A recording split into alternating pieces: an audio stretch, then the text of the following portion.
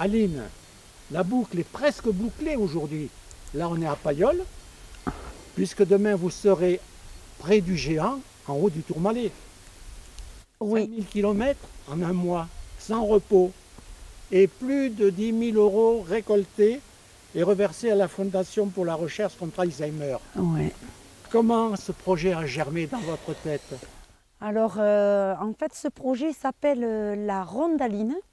La Rondaline a germé il y a un petit moment, mais à la base, ce n'était pas ce projet-là. Je devais tout simplement, grâce à mon métier d'accompagnatrice, je rencontre un public énorme et qui me dit tout le temps quand c'est que tu viendras chez nous, tout ça. Je disais toujours un jour je viendrai, mais je viendrai à vélo.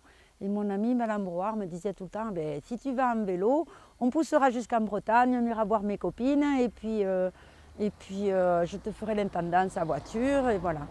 Et puis le temps passe et quelquefois on traîne un peu pour faire quelques projets.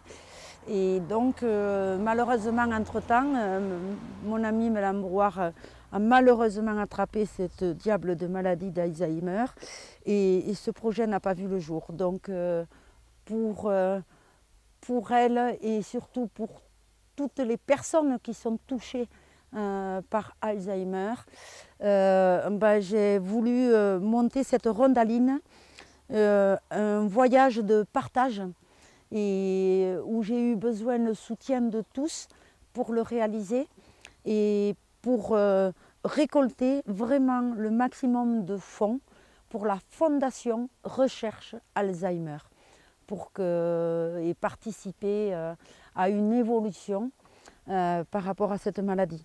Et évidemment, aujourd'hui, c'est vrai que demain c'est l'arrivée, aujourd'hui j'ai vécu beaucoup d'émotions parce que c'est toutes les images qui défilent dans ma tête, c'est toute cette gentillesse que j'ai rencontrée au fil des jours qui étaient à 1000 à l'heure, surtout sur le départ.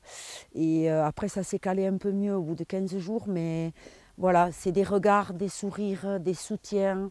Les gens m'ont accueilli d'une façon incroyable, m'ont gâté, m'ont toujours acheté à manger ce que je voulais vraiment, précisément. Quelquefois, ils me voyaient que quelques minutes. Voilà, c'était même un peu frustrant pour moi de ne pas passer plus de temps avec eux, alors que j'étais dans leur quotidien de la semaine, avec les enfants ou pas. Voilà, et chacun a sa vie. Et moi, je débarquais là comme un cheveu sur la soupe, très souvent à l'improviste, parce que rien n'a été calé au niveau des étapes. Donc le soir même, je faisais l'étape du lendemain. En parlant d'émotions, il y a une séquence d'émotions qui s'est passée Oui. en haut d'un col qui Ah s'appelle La Bonnette. Oui. Et là, ça a été magnifique, vous avez fait pleurer le monde. Je ne sais pas, mais c'est un endroit que j'aime déjà tout particulièrement.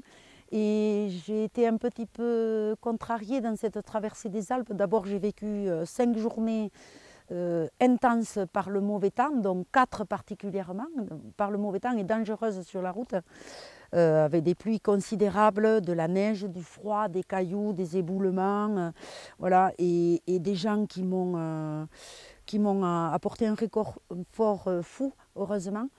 Et la Bonnette, pour moi, elle était officiellement fermée.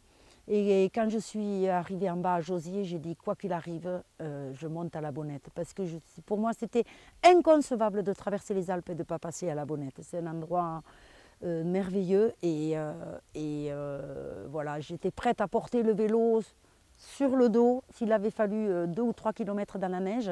Je m'attendais à plus de neige en haut, mais j'étais confiante parce que j'avais vu les montagnes de loin auparavant.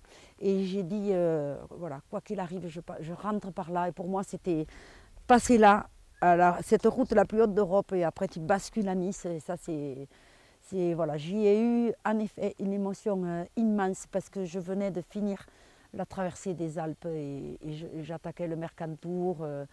Et voilà, j'allais vers la côte, vers un peu de chaleur aussi. Mais c'était loin d'être fini. Et une journée de vélo, ça commençait à quelle heure? Ça finissait à quelle heure? Et à quelle heure on déjeunait? À quelle heure on mangeait? Alors voilà, la plupart du temps, j'ai été debout à 4 h du matin tous les jours. car il me faut une bonne heure pour arriver à partir. Et quelquefois, je suis partie à 5h, 5h15, 5h30, peut-être une fois à 6h, un petit peu plus tard, mais des journées intenses.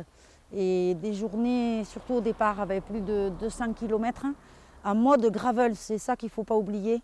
J'étais chargée et j'étais en mode gravel avec des pneus en 35, avec des crampons. J'ai fait des pistes aussi, donc ça diminue énormément la vitesse moyenne dans la journée. Par contre, je suis en mode route depuis le Besançon pour la traversée des Alpes et des Pyrénées. Et là, ça m'a allégé quand même d'avoir... et heureusement que j'ai eu ces pneus-là pour le mauvais temps dans les Alpes. Ils ont été exceptionnels. Je suis tombée sur un grand professionnel du vélo qui me l'a préparé pour la traversée des Alpes d'une façon remarquable. Et j'ai eu confiance, voilà, parce que c'était très dangereux sur les routes, vraiment. Aline, vous n'êtes pas partie seule. Une belle monture vous a accompagnée. Oui. Est-ce qu'on peut aller la voir? Ah ben oui. Elle a été fidèle? Ah ben elle a été fidèle et il en a un peu marre là. Mon beau vélo, mon beau gravel. Oui, on va le voir. C'est un vélo que j'aime particulièrement, que j'ai acheté pour ce projet, que j'ai testé à la Bike in Man Corsica pour le week-end de Pentecôte. Et voilà, qui est un vélo remarquable, bon, un vélo titane. C'est mon vélo de voyage et il est solide, croyez-moi. Il en a vu de toutes les couleurs. Qu'est-ce qu'il y avait sur ce vélo? Alors, qu'est-ce qu'il y a d'abord? Ben voilà, je suis muletière, donc mes ânes me manquent énormément. Il me tarde vite de les retrouver, de pouvoir les embrasser. Donc voilà, un titane, je trottine avec Aline. Et puis bien sûr la présentation de la Rondaline. Et donc j'avais ma pharmacie ici, complète, au cas de blessures importantes.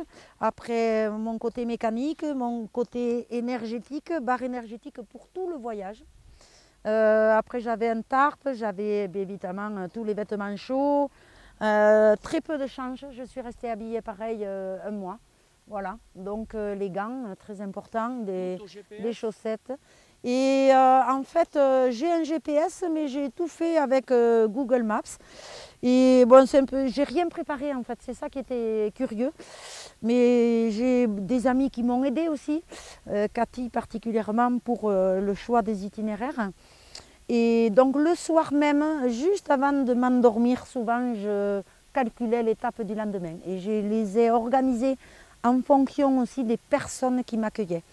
Donc ça perturbe parce que je n'avais pas décidé de dire eh bien, tel jour je pars à telle heure, je vais là, je vais à telle ville. Non, je dis si je roule, si je suis bien, je continue, si ça ne va pas, je vais m'arrêter.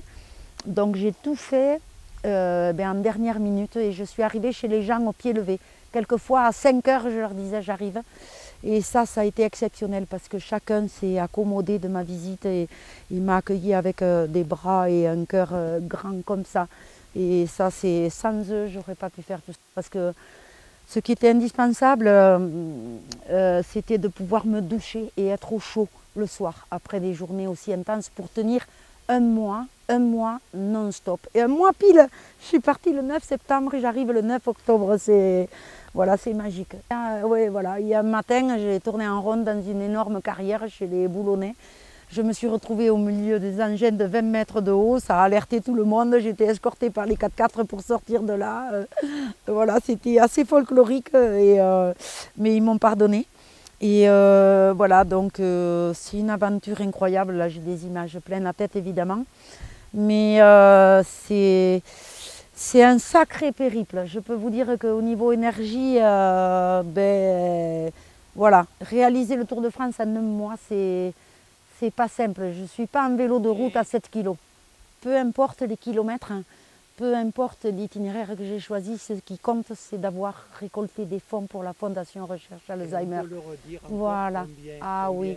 Eh bien là, je suis plus que heureuse parce que grâce à vous tous, en fait, tous les gens qui m'ont accompagnée, qui m'ont croisée, tous ceux que je connais ou que je ne connais pas, eh bien, on a explosé les 10 000 €. Donc ça, c'est vraiment, voilà, je suis comblée de tous mes efforts. Je ne peux pas avoir meilleure récompense. C'est extraordinaire, c'est extraordinaire. Voilà. Merci Aline, et rendez-vous demain.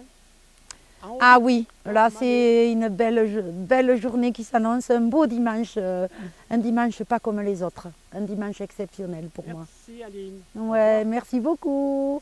Au revoir.